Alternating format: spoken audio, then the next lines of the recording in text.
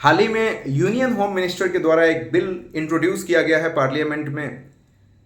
इस बिल का तर्जुमा ये कहता है कि यदि कोई minister including chief minister and prime minister of India किसी करप्शन चार्जेस में, किसी हीनियस क्राइम में डिटेन किए जाते हैं और 30 दिन से अधिक वो जेल में बिताते हैं, तो 31st डे उस कंसर्न मिनिस्टर को अपना रेजिग्नेशन लेटर देना होगा।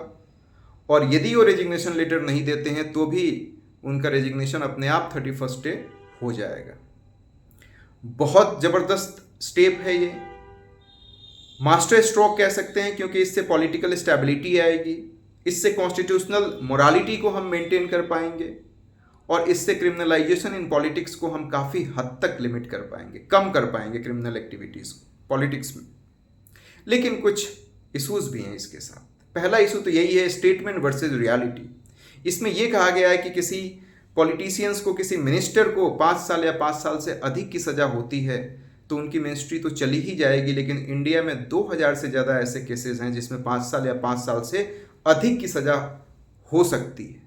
इसमें कुछ हीनियस क्राइम है, कुछ ऑर्गेनाइज क्राइम है, मनी लॉन्ड्रिंग एक्ट है, लेकिन इसके साथ साथ कुछ सिंपल चीज़ों में भी 5 साल या 5 साल से अधिक की सज़ा होने का प्रावधान है। जैसे किसी प्रोटेस्ट में आप पार्टिसिपेट कर रहे हैं, किसी गवर्नमेंट ऑफिसर्स के काम में ऑब्स्टिकल क्रिएट करने की कोशिश कर रहे हैं, तो भी 5 साल की सज़ा या 5 साल से ज़्यादा की सज़ा आपको हो सकती है और ऐसे में आपकी मिनिस्ट्री कैंसिल हो जाएगी। तो कहीं ना कहीं ये डेमोक्रेसी को लिमिट करता है। दूसरी चीज़ है कि इंडिया का क्रिमिनल जस्टिस सिस्टम ये कहता है कि हर एक बंदा तब तक निर्दोष है जब तक कोर्ट ने ये साबित नहीं कर दिया कि वो दोषी है।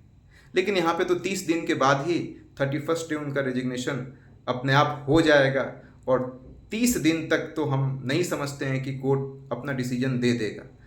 मतलब ये देखें कि इसमें डिटेंशन पे ज़्यादा फोकस है, कन्विक्शन पे कम फोकस है। और तीसरा सबसे बड़ा इशू है कि इसका पॉलिटिकल मिसयूज बहुत किया जा सकता है। कहते हैं कि absolute power corrupts absolutely, power corrupts and absolute power corrupts absolutely. मतलब कि ज़्यादा पावर आ गया यदि सेंटर के पास तो हो सकता है कि जिस स्टेट में सेंटर की गवर्नमेंट नहीं है वहाँ पे पॉलिटिकली मिसयूज कर सकते हैं इस पावर को। Thank you so much.